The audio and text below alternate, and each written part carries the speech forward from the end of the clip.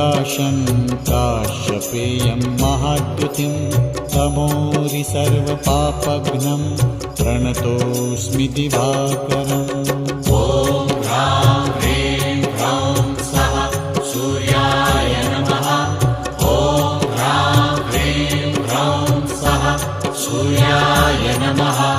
जपाकुसुमसङ्काशं काश्यपेयं महाद्युतिं तमोरि सर्वपापघ्नं प्रणतोऽस्मि दिवाकरम्।